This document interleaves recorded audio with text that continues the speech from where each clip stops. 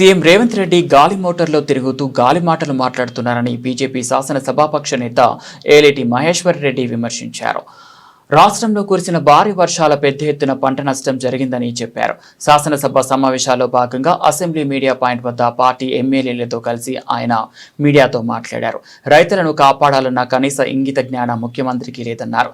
వేలాది ఎకరాల పట్ల పంట నష్టం, ప్రాణ నష్టం జరిగిందని, రైతులు నష్టపోయారని చెప్పారు. ముఖ్యమంత్రికి ఏమాత్రం సోయి లేకుండా అందాల పోటీల మీద మూసీ నదిపై రివ్యూలు నిర్వహిస్తూ కాలయాపన చేస్తున్నారని ధ్వజమెత్తారు. అసెంబ్లీలో చర్చకు రావాల్సిన అనేక సమస్యలు ఉన్నాయని, 3 రోజులు మాత్రమే సభను నడపాల్సిన అవసరం ఎందుకొచ్చిందని ప్రశ్నించారు.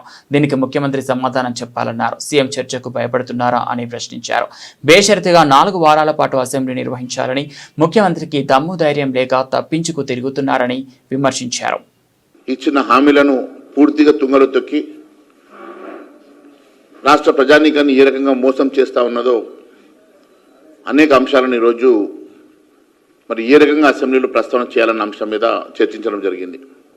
తెలంగాణ రాష్ట్రంలో 420 తప్పుడు హామీలతోటి దాదాపుగా 6 గ్యారంటీలకు చట్టబద్ధ ఇస్తామని చెప్పి అసెంబ్లీ సాక్షిగా మాట్లాడినటువంటి రేవంత్ రెడ్డి గారు అన్ని పూర్తిగా విస్మరించడమే కాకుండా యావత్ తెలంగాణ ప్రజానీకాన్ని మోసం చేసి తెలంగాణ ప్రజల్ని పూర్తిగా మోసం చేసినటువంటి రేవంత్ రెడ్డి గారి ప్రభుత్వం సమస్యల్ని డైవర్ట్ చేయడానికి ఏదో కొత్త అంశాన్ని తీసుకొచ్చి ఏదో ఒక రకంగా నాటకం చేస్తూ ప్రజల్ని మభ్యపెడుతున్న సంగతి మీకు తెలుసు.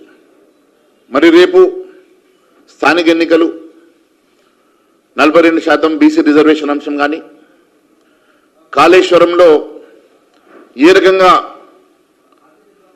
1,00,000 కోట్ల అవినీతి జరిగిందని చెప్పి పదే పదే చెప్పిన రేవంత్ రెడ్డి గారు 1,00,000 కోట్ల అవినీతిని కక్కిస్తా, ఆ డబ్బులతోటే సంక్షేమ కార్యక్రమాలు చేపడతానని చెప్పిన రేవంత్ రెడ్డి గారు దాదాపు 2 సంవత్సరాలు గడుస్తున్నా ఇప్పటి వరకు ఎవరి మీద కేసులు పెట్టలేదు, ఏ ఒక్క అవినీతి అంశాన్ని బయట పెట్టలేదు, ₹1 కూడా ఇప్పటి వరకు వసూలు చేయక మరొకసారి మోసం చేస్తున్న మాట వాస్తవం కాదని అడుగుతా ఉన్నాను.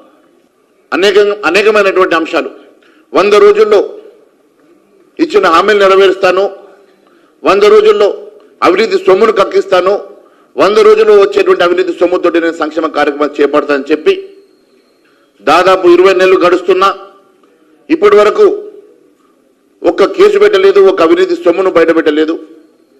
మరి మళ్ళొకసారి ఈరోజు కాళేశ్వరం అంశాన్ని మాట్లాడుతూ ఉన్నారు.